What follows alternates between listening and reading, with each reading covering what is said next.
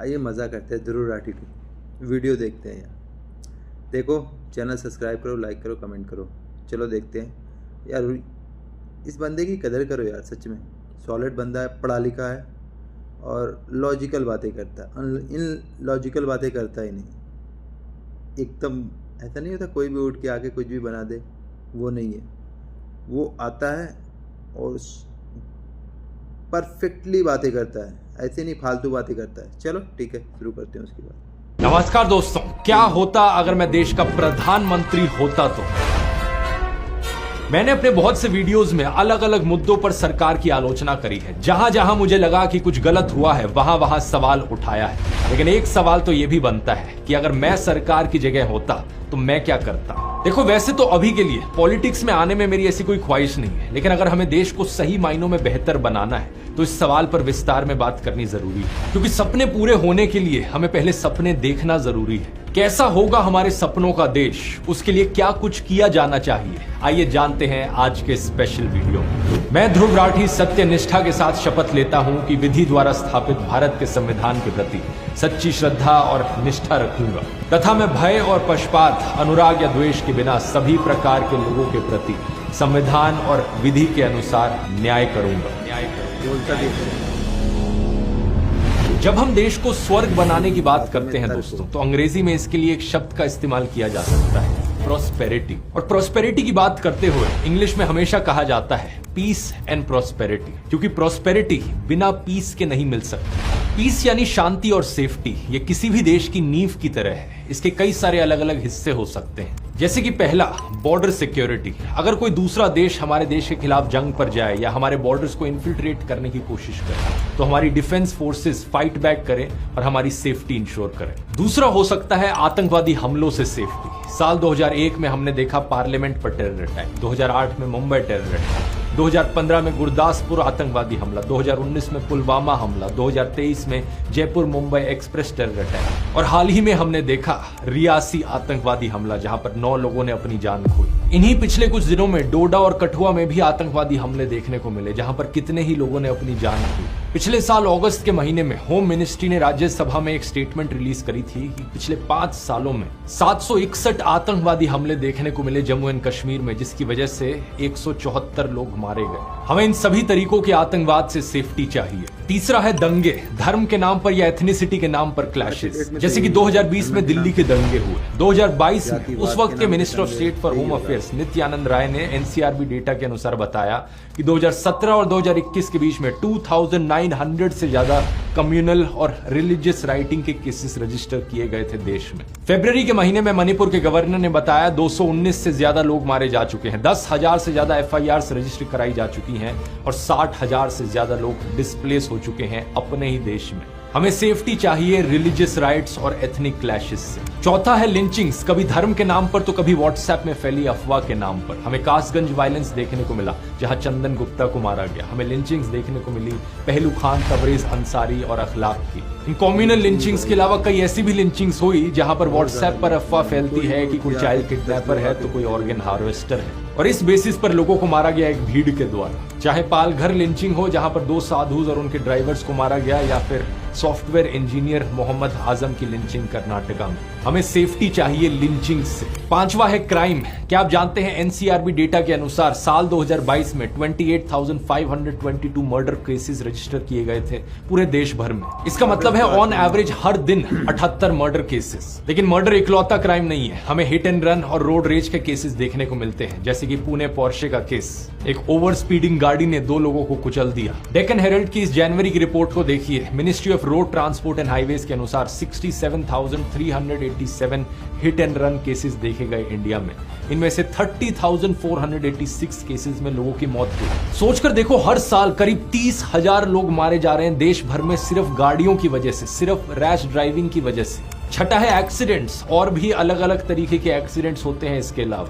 कुछ हफ्ते पहले की दैनिक भास्कर की रिपोर्ट की हेडलाइन देखो, ना जांच ना ऑडिट, देश की बड़ी इमारतों में 2.5 साल में 1177 जाने गई। 2021 की टाइम्स ऑफ इंडिया की इस रिपोर्ट को भी देखो। इंडिया में हर दिन कम से कम 2 लोग मरते हैं ओपन पिट्स और मैनहोल्स की वजह से। एनसीआरबी डेटा के अनुसार 2015 और 2020 के बीच में टोटल में 5393 लोगों ने अपनी जान खोई गड्ढों में गिरकर। फिर है रेलवे एक्सीडेंट्स, कहीं पर ट्रेनों की डिरेलमेंट हो जाती है तो कहीं पर टकराव होता है। पिछले साल हमने देखा सबसे भयानक ट्रेन एक्सीडेंट जहां पे ऑलमोस्ट 300 लोगों की जान गई। डेटा के अनुसार पिछले 60 सालों में नंबर ऑफ रेलवे एक्सीडेंट्स धीरे धीरे कम होते गए हैं, जो कि अच्छी चीज है। लेकिन टेक्नोलॉजी जितनी तेजी से इंप्रूव हुई है उस हिसाब से तो आज के दिन ऑलमोस्ट 0 रेलवे एक्सीडेंट्स देखने को मिलने चाहिए थे हमें। और ट्रेनों का एक्सीडेंट्स तो छोड़ो, जानते हो कितने लोग अपनी जान खोते हैं हर साल रेलवे ट्रैक्स को क्रॉस करते हुए? जनवरी 2024 में गवर्नमेंट रेलवे पुलिस ने यह डेटा प्रोवाइड किया।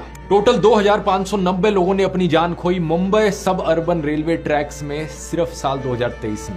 यानी कि सिर्फ मुंबई लोकल ट्रेन की बात करें तो ऑन एवरेज हर दिन 7 लोग मारे जा रहे हैं ट्रेनों से नीचे गिर के या रेलवे क्रॉसिंग करते हुए। कभी सड़क पर चलते चलते लोग गड्ढों में गिरकर मर जाते हैं, तो कभी कोई गाड़ी आकर उन्हें कुचल जाती है, तो कभी रेलवे ट्रैक्स क्रॉस करते वक्त लोगों की जानें चली जाती हैं, तो कभी कोई ब्रिज टूटकर नीचे गिर जाता है। 2022 में हमने गुजरात में मोरबी ब्रिज कोलैप्स देखा जहां पर 135 लोगों ने अपनी जान खोई। कहीं पर इलीगली लगाई हुई होर्डिंग नीचे गिर जाती है और उसकी वजह से लोग मरते हैं, जैसे कि मुंबई में हमने देखा जहां 16 लोगों की मौत हुई। इस होर्डिंग के डायमेंशन 120 बाय 120 फीट थे, जो कि permissible dimension 40 feet by 40 feet से कहीं ज्यादा था। और कहीं पर तो खराब दवाइयों की वजह से ही उनकी मौत हो रही है। 2019 में 12 बच्चों की मौत हुई क्योंकि एलिजिडली उन्होंने टॉक्सिक कफ सिरप पी लिया था जम्मू में। सोचकर देखो दोस्तों, एक आम इंसान की जिंदगी की कीमत आखिर इतनी सस्ती क्यों है? मैं अगर प्रधानमंत्री हूं तो मैं इस धारणा को बदलूंगा। किसी भी आम इंसान की जान की कीमत उतनी ही होनी चाहिए जितनी कि मेरी यानी भारत के प्रधानमंत्री की। हमारा देश 1947 में आजाद हो गया था, 1950 में हमारा संविधान लागू हुआ, लेकिन आज 2024 में भी कई लोग ऐसे हैं जिनके दिमाग में वही कॉलोनियलिज्म, वही फ्यूडलिज्म भरा हुआ है। इन लोगों के लिए बात हजम करनी बड़ी मुश्किल है कि एक आम मजदूर की, एक गरीब मजदूर की जान की वही कीमत कैसे हो सकती है जो भारत के प्रधानमंत्री या किसी बड़े अरबपति सेठ की जान की कीमत है। लेकिन जरा सोचकर देखिए, चाहे आप प्रधानमंत्री हो या कोई बड़े अरबपति सेठ हो या कोई गरीब मजदूर या एक मिडिल क्लास आदमी, अपने परिवार के लिए तो हर कोई उतना ही खास होता है ना। और संविधान की नजरों में भी ऐसा ही होता है। हमारे संविधान का आर्टिकल 14 है राइट टू इक्वालिटी, जिसके मुताबिक कानून की नजरों में हर कोई बराबर है। और सेकेंडली, देश में रहने वाले हर एक इंसान को लॉ की इक्वल प्रोटेक्शन मिलेगी। मैं इंश्योर करूंगा प्रधानमंत्री होने के नाते कि इस चीज को इंप्लीमेंट किया जाए। सेफ्टी और सिक्योरिटी हर किसी के लिए हो, क्योंकि जान है तो जहां है। आप पूछोगे लेकिन मेरे पास एग्जैक्टली सोल्यूशन क्या है? अभी तक तो मैं सिर्फ प्रॉब्लम्स ही गिनाए जा रहा हूं, लेकिन सच बात यह है दोस्तों कि सोल्यूशन की पहली स्टेप यही है, प्रॉब्लम को डायग्नोस करना। जब आप बीमार होते हैं और डॉक्टर के पास जाते हैं बीमारी को ठीक कराने के लिए, तो डॉक्टर सबसे पहली चीज क्या करता है? देखता है कि एग्जैक्टली कौन सी बीमारी है आपकी प्रॉब्लम का डायग्नोसिस लेता है वो, क्योंकि जब तक बीमारी नहीं पता होगी तब तक दवाई देने का कोई फायदा नहीं है। 99% केसेस में अगर आप कोई भी दवाई दे दोगे तो उससे प्रॉब्लम सॉल्व नहीं होगी। यही चीज आपकी जिंदगी के लिए भी एप्लीकेबल है। जो भी चैलेंजेस आप अपनी लाइफ में फेस कर रहे हो, उन्हें ओवरकम करने के लिए सबसे पहली स्टेप है उन्हें आइडेंटिफाई करो। एग्जैक्टली क्या प्रॉब्लम है और उसकी क्या रूट कॉज है। उसी के बाद ही आपको पता चलेगा कि कौन सा सोल्यूशन यहां पर काम करेगा। जैसे कि अपनी पढ़ाई या काम पर ध्यान ना लगा पाना, दिन भर बैठकर बस फोन पर स्क्रॉल करते रहना, स्ट्रेस्ड फील करना, डिप्रेस्ड फील करना, इन सब चीजों की रूट कॉज हो सकती है खराब टाइम मैनेजमेंट। इन प्रॉब्लम से मैं भी सफर करता था, लेकिन फिर मैंने अपना एक प्रॉपर सिस्टम बनाया इनसे डील करने का। एक ऐसा सिस्टम जिसे मैंने एक्सप्लेन किया है अपने टाइम मैनेजमेंट और प्रोडक्टिविटी कोर्स में। यही सिस्टम वो राज है जिसकी वजह से मैं पिछले कई सालों से इस लेवल की कंसिस्टेंसी मेंटेन कर पाया हूं। रेगुलरली हफ्ते भर हफ्ते उसी एफिशिएंसी के साथ ये वीडियोस बनाते रहना, चाहे मैं घर में हूं या दुनिया में ट्रैवल कर रहा हूं। प्रोडक्टिविटी के साथ साथ अपने हैप्पीनेस लेवल्स को भी मैक्सिमाइज करना, ये चीज मैंने डिटेल में समझाई है इस कोर्स में। दिए गए असाइनमेंट्स को करने के बाद आप रिव्यूज में देख सकते हो बहुत सारे लोगों ने एक ट्रांसफॉर्मेशन देखा है अपनी जिंदगी में। अगर आप उन लोगों में से हो जो अपनी जिंदगी में सोशल लाइफ, हॉबीज और हेल्थ के लिए समय नहीं निकाल पाते और प्रोक्रेस्टिनेशन का शिकार हैं, तो ये कोर्स आपके लिए है। इसका लिंक नीचे डिस्क्रिप्शन में मिल जाएगा, या फिर आप इस QR कोड को भी स्कैन कर सकते हैं और आप में से पहले 1000 लोगों के लिए ये कूपन कोड 40% ऑफ पाने के लिए। इस कोर्स को लेकर सबसे बड़ी कंप्लेन लोगों की ये रही थी कि ये कोर्स सिर्फ इंग्लिश लैंग्वेज में ही क्यों अवेलेबल है। तो यहां भी एक खुशखबरी देना चाहूंगा, अगस्त 2024 में इस कोर्स का हिंदी वर्जन भी रिलीज किया जाएगा। आप में से जो लोग इस कोर्स को ऑलरेडी खरीद चुके हैं या फिर इस वीडियो को देखने के बाद खरीदेंगे, उन सब के लिए हिंदी वर्जन कंप्लीटली फ्री होगा। ध्रुव राठी एकेडमी पर आप इसे फ्रीली एक्सेस कर पाएंगे अगस्त के महीने के बाद से, तो जाकर चेकआउट कर सकते हैं। और अब टॉपिक पर वापस आते हैं। दूसरा स्टेप आता है इसके बाद प्रॉब्लम को एक्सेप्ट करना, और तीसरा स्टेप फिर आता है एक्शन लेना प्रॉब्लम को सॉल्व करने के लिए। सही एक्शन लेना, सही दवाई देना। ज्यादातर केसेस में ज्यादातर पॉलिटिशियन्स इन पहली दो स्टेप्स को इग्नोर कर देते हैं। वो अपने भाषण देते हैं हवा में कि बच्चे देश का भविष्य है, नारी शक्ति का सम्मान, जनता जनार्दन है, ऐसी बातें करते हैं, लेकिन प्रॉब्लम को कभी डायग्नोस नहीं करेंगे, कभी उसकी बात नहीं करेंगे और कभी एक्सेप्ट नहीं करेंगे प्रॉब्लम। सरकार में बैठे बहुत से पॉलिटिशियंस प्रॉब्लम्स को बस कारपेट के नीचे सरकाना जानते हैं कि कहीं हमारी स्टेट का क्राइम रेट ज्यादा ना दिख जाए, इसलिए कुछ केसेस में FIR ही मत लिखो। 2018 की इस न्यूज को देखिए। शाहजहांपुर में 28 साल की एक औरत ने अपने ऊपर आग लगा दी। उसके हस्बैंड ने एलिज किया कि विनय कुमार नाम के एक आदमी ने उसका रेप किया था और पुलिस ने FIR दर्ज करने से मना कर दिया था। उसकी वजह से उसने आत्महत्या करी। 2019 की इस न्यूज को देखिए। जब पुलिस वालों ने गैंगरेप पर FIR करने से मना कर दिया तो लड़की ने आत्महत्या कर ली। यूपी के बदाऊं में पिछले साल 2023 की न्यूज, रामपुर में 32 साल की विडो ने जहर खाकर खुदकुशी कर ली जब पुलिस ने उसकी FIR रजिस्टर करने से मना कर दी। कुछ नेता तो इस हद तक गिर जाते हैं कि अगर किसी जर्नलिस्ट ने किसी क्राइम की खबर को एक्सपोज कर दिया तो उस जर्नलिस्ट को उठाकर ही जेल में डाल दो। पिछले एक वीडियो मैंने बात करी थी अंकिता भंडारी के मर्डर केस की, जहां पर पुलिस ने हिंदी न्यूज़पेपर जागो उत्तराखंड के एडिटर आशुतोष नेगी को ही जेल में डाल दिया, अरेस्ट कर लिया, क्योंकि वो बड़े करीबी से इस केस को रिपोर्ट कर रहे थे। इन्हीं सब चीजों की वजह से नेशनल फैमिली हेल्थ सर्वे, जो कि एक सरकारी सर्वे है, हमें बताता है बार बार ओवर द इयर्स की औरतों के खिलाफ जो क्राइम है वो एक बहुत बड़े स्केल पर अंडर रिपोर्टेड है कई सारी स्टेट्स में। पुलिस FIR ही नहीं दर्ज करती। जो लोग इन प्रॉब्लम्स की बात करते हैं उन्हें धमकाया जाता है, उन्हें पेसिमिस्टिक कहा जाता है, कभी एंटी नेशनल, कभी फॉरेन फंडेड कहा जाता है, और ये सारी डॉग विस्लिंग ऊपर से होती है। लेकिन अगर मैं प्रधानमंत्री हूं तो मैं लोगों को कहूंगा स्पीक अप, अपनी आवाज उठाओ। मैं मीडिया को कहूंगा अपनी आवाज उठाओ, रिपोर्ट करो इन सारे सेफ्टी इश्यूज पर जो देखने को मिल रहे हैं। ये सारे क्राइम के इंसिडेंट्स, टेररिज्म के incidents, communal riots, ethnic clashes, lynchings, ये सारे केसेस जहां लोग गड्ढों में गिरकर मर रहे हैं, कभी टूटे हुए ब्रिजेस के नीचे आकर मर रहे हैं तो कभी खराब दवाइयों की वजह से मर रहे हैं। इन सब चीजों पर रिपोर्ट करो और डरो मत, क्योंकि मैं आपको बचाऊंगा। क्योंकि मैं जानता हूं इन प्रॉब्लम्स को सॉल्व करने की पहली स्टेप है इन प्रॉब्लम्स को डायग्नोस करना। तो क्या मीडिया को आपसे डरना चाहिए? पहली बात है, अगर उनको किसी से डर लगता है तो क्षेत्र छोड़ देना चाहिए। लोकतंत्र में मीडिया अगर ताकतवर नहीं होगा तो लोकतंत्र चलेगा नहीं, और ऐसा डरपोक मीडिया देश को नहीं चाहिए। भाग जाने वाला नहीं चाहिए मीडिया। मजबूत मीडिया चाहिए, डट करके खड़ा रहे। कितना ही बड़ा तिस्मार खां के राजनेता आया हो तो भी खड़ा रहे, ऐसा मीडिया चाहिए। भागने वाली बात मत करो भाई, और भागते हो तो मुझे कहना मैं मदद करूंगा, बचाऊंगा।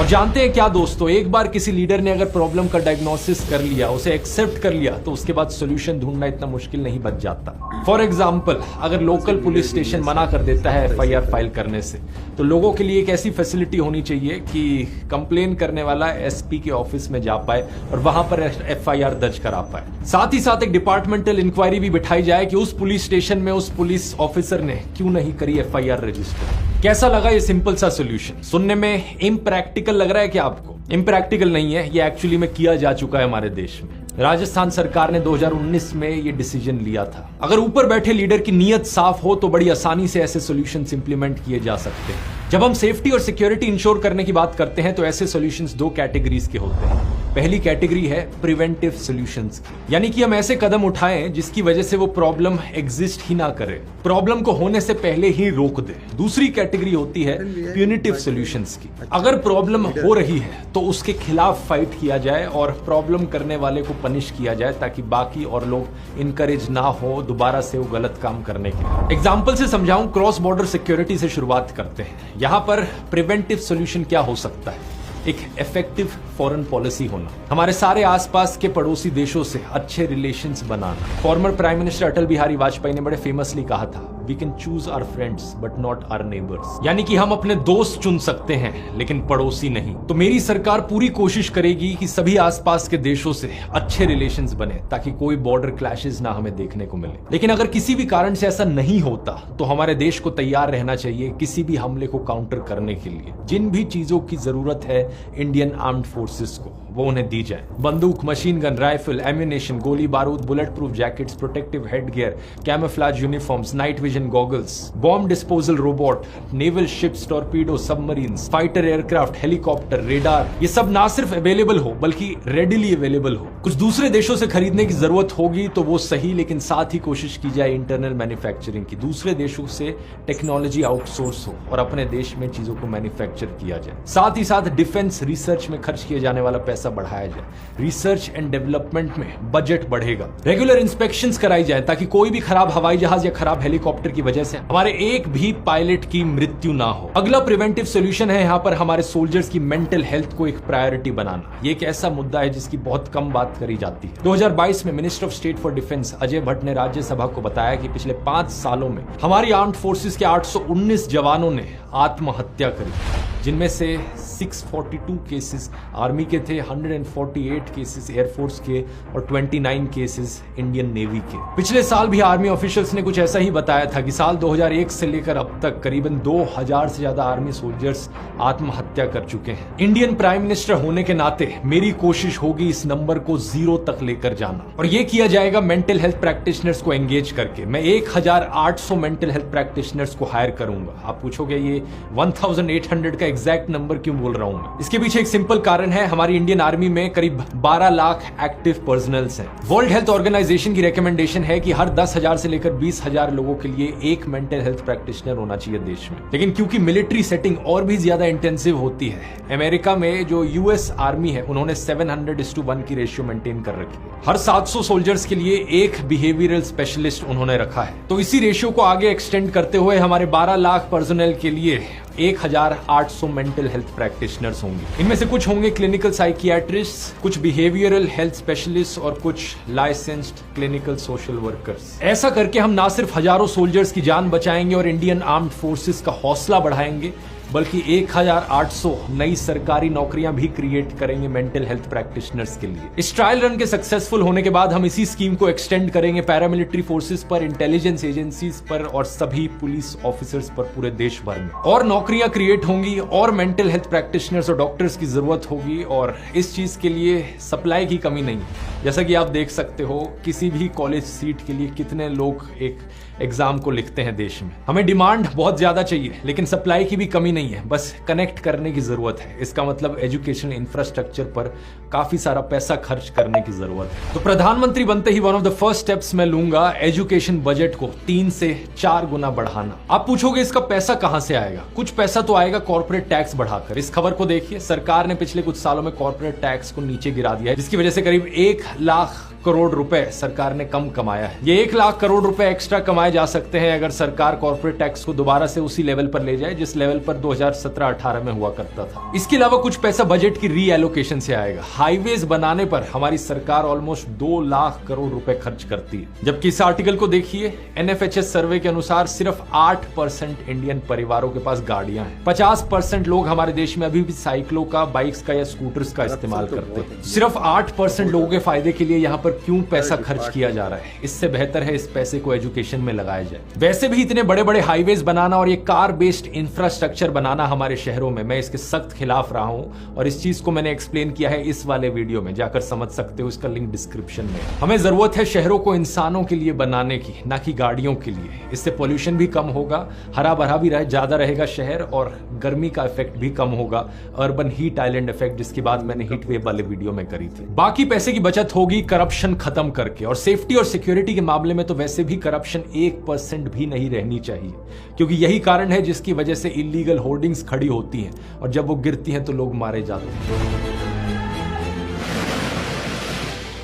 बिना सेफ्टी स्टैंडर्ड्स फॉलो करे ब्रिजेस बनाए जाते हैं, उनके गिरने से लोग मरते हैं। करप्शन ही कारण है जिसकी वजह से खराब दवाइयां सेफ्टी चेक से पास हो जाती हैं। मसालों में कैंसरस केमिकल्स पाए जाते हैं क्योंकि फूड सेफ्टी वाला वहां पर रिश्वत खाता है। करप्शन के पीछे 3 मेन रीजंस हैं। पहला कारण है टॉप डाउन अप्रोच, जो कि सबसे बड़ा रीजन है करप्शन के पीछे। किसी भी पुलिस वाले को जब आप रिश्वत देते हो, सरकारी अफसर को रिश्वत देते हो, कभी उनसे पूछकर देखो कि वो क्यों रिश्वत मांग रहे हैं, तो उनका जवाब आएगा कि उन्हें ऊपर कुछ पैसा देना होता है, ऊपर भी कुछ कट देना होता है। और वो ऊपर वाले अफसर से जाकर अगर आप कभी पूछोगे तो वो बोलेगा कि मुझे और ऊपर कट देना होता है। यहां पर एक पूरी चेन फॉलो होती है करप्शन की, एक ऐसी चेन जो पहुंच जाती है सीधा चीफ मिनिस्टर या प्राइम मिनिस्टर तक। यानी किसी भी देश में करप्शन की असली रूट उस देश के पीएम या स्टेट के सीएम होते हैं। इस चेन को अगर तोड़ना है तो वो ऊपर से ही तोड़ा जा सकता है, जब ऊपर बैठे लीडर की नीयत साफ हो। दूसरा कारण है करप्शन के पीछे पुलिस ऑफिसर्स और बाकी सरकारी एम्प्लॉयज का ओवरवर्क होना और अंडरपेड होना। इस पर आपको ढेर सारे आर्टिकल्स मिल जाएंगे ऑनलाइन कि कैसे हमारे देश में पुलिस ऑफिसर्स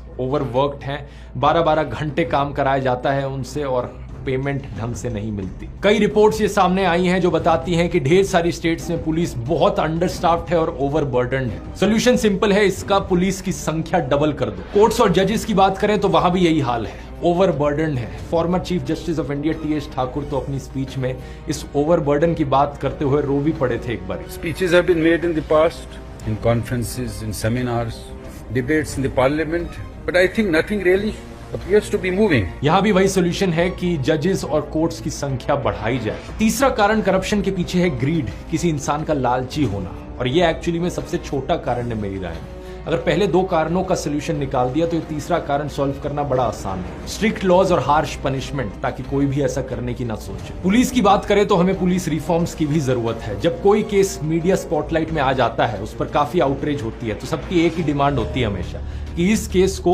सीबीआई को ट्रांसफर कर दिया जाए, क्योंकि एक परसेप्शन लोगों की ये बन गई है कि स्टेट पुलिस किसी भी इंपॉर्टेंट केस में सही से इन्वेस्टिगेशन नहीं कर सकती। जरा सोचकर देखो, किसी केस को अगर मीडिया स्पॉटलाइट नहीं मिली, जिसे सीबीआई में ट्रांसफर नहीं किया गया, तो क्या उसमें बढ़िया इन्वेस्टिगेशन की जरूरत नहीं है क्या? उन केसेस का क्या? इसलिए जरूरी है कि हर एक स्टेट में सीबीआई टाइप की एक ऑर्गेनाइजेशन हो जो इन्वेस्टिगेशन करे, केस सॉल्व करे, जिसकी उसी हिसाब से ट्रेनिंग करी जाए। स्टेट लेवल पर एक इन्वेस्टिगेटिंग एजेंसी बनाई जाएगी और हर एक केस का इन्वेस्टिगेटिंग ऑफिसर इसी ब्रांच से होगा। अब सोचकर देखो दोस्तों, ये सारे सही कदम उठाने से देश में क्या क्या सही हो जाएगा। देश के सभी पुलिस ऑफिसर्स और सरकारी कर्मचारियों को अच्छी सैलरी मिलेगी, अच्छा मेंटल हेल्थ केयर मिलेगा, उन्हें मेडिकल इंश्योरेंस, लाइफ इंश्योरेंस और फैमिली बेनिफिट्स भी मिलेंगे। सबके लिए स्ट्रिक्टली 8 घंटे की लिमिट सेट करी जाएगी, कोई भी दिन में 8 घंटे से ज्यादा काम नहीं कर सकता। ज्यादा वर्कलोड को मैनेज करने के लिए सफिशिएंट पुलिस फोर्स होगी, वैकेंसी सारी फिल करी जाएंगी, करप्शन खत्म हो जाएगा, ईमानदारी से काम होगा। इसकी वजह से हर एक देशवासी के मन में पुलिस के प्रति सम्मान होगा, ग्रैटिट्यूड का भाव होगा, और पुलिस वाले भी हर एक नागरिक से सर या मैम करके बात करें, ये उन्हें कहा जाएगा, चाहे वो कितने भी अमीर या कितने भी गरीब क्यों ना। इमेजिन करो, पुलिस के सिस्टम में ही ऐसा रूल बना दिया गया कि हर एक पुलिस ऑफिसर किसी भी सिटीजन से बात करते वक्त उन्हें सर या मैम करके एड्रेस करेगा। अपने आप माइंडसेट में चेंज आने लगेगा। सेक्सुअल हैरेसमेंट जैसे क्राइम्स की बात करें तो वहां पर भी लोगों के माइंडसेट और एटीट्यूड को बदलने की जरूरत पड़ेगी, जो कि मेन रूट कॉज है। कुछ लोगों का माइंडसेट जो एक औरत को इंफीरियर सब ह्यूमन मानता है, औरत को ऑब्जेक्ट की तरह देखता है। इसकी बात मैंने कई वीडियोस में करी है, जैसे कि एनिमल वाला वीडियो। अब मैं ये नहीं कह रहा कि मैं एनिमल जैसी फिल्में या हनी सिंह और बादशाह टाइप के गंदे गानों पर बैन लगा दूंगा, क्योंकि मेरा मानना है फ्रीडम ऑफ एक्सप्रेशन में। लेकिन प्रधानमंत्री होने के नाते मैं रिक्वेस्ट करूंगा सिंगर्स और बॉलीवुड एक्टर्स से कि वो अपनी फिल्मों से और गानों से मिसोजिनी को हटाएं, औरतों की ऑब्जेक्टिफिकेशन को हटाएं, और मैं खुद से अच्छे कंटेंट को प्रमोट करूंगा। ये माइंडसेट बदलने का एक और तरीका होगा स्कूल में जेंडर सेंसिटाइजेशन क्लासेस को इंट्रोड्यूस करना। बचपन से ही बच्चों को सही माइंडसेट सिखाया जाए, जिससे कि जब वो बड़े हों तो समाज में अपने आप ही सही मानसिकता फैले। वेपन्स लॉबी वाले वीडियो में मैंने डिस्कस किया था कि कैसे ऑस्ट्रेलिया और सर्बिया जैसे देशों ने अपने देश में मौजूद इलीगल हथियारों को खत्म कर दिया, एक एमनेस्टी पीरियड जारी करके। उन्होंने अपने देशवासियों से कहा कि जिसके पास जितने भी इलीगल हथियार हैं, हमें आकर सौंप दो सरकार के पास, और अगर आप इस टाइम पीरियड में हमें दोगे तो आपके खिलाफ कोई एक्शन नहीं लिया जाएगा। 1 महीने के अंदर अंदर 1 लाख से ज्यादा इलीगल वेपन्स इकट्ठे हो गए थे सर्बिया में। ऐसा ही कुछ मैं करूंगा इंडिया में इलीगल हथियारों को खत्म करने के लिए। इन सारे प्रिवेंटिव और प्यूनिटिव सॉल्यूशंस को इंप्लीमेंट करके हम एक ऐसा इंडिया बनाएंगे जो ना सिर्फ हर इंडियन के लिए सेफ और सिक्योर हो, बल्कि हर फॉरेनर के लिए भी। आपको ये सॉल्यूशन शायद इम्प्रैक्टिकल लग रहे हो, लेकिन इनमें से कोई भी सॉल्यूशन ऐसा नहीं है जो पहले कहीं इंप्लीमेंट ना किया गया। सिंगापुर वाले वीडियो में मैंने बताया था कि कैसे 1960s में सिंगापुर का बुरा हाल था। पॉवर्टी वहां हर जगह देखने को मिलती थी, एथनिक क्लैशेस देखने को मिलते थे। लेकिन ग्लोबल पीस इंडेक्स 2024 की इस लिस्ट को देखो, सिंगापुर नंबर 5 पर है। अगर सिंगापुर यहां तक उठकर आ सकता है तो हम इंडिया को भी नंबर 1 ले जा सकते हैं रैंक में इस लिस्ट पर। World's most peaceful and prosperous country, हमारा देश, द रिपब्लिक ऑफ इंडिया। कैसा लगा मेरा सपना दोस्तों? ये एक स्टार्टिंग पॉइंट था। ये वीडियो, एक वीडियो में सारे इश्यूज की बात करना पॉसिबल नहीं है, तो इस वीडियो में मैंने सेफ्टी और सिक्योरिटी पर फोकस किया। लेकिन अगर आपको प्राइम मिनिस्टर ध्रुव राठी का वीडियो अच्छा लगा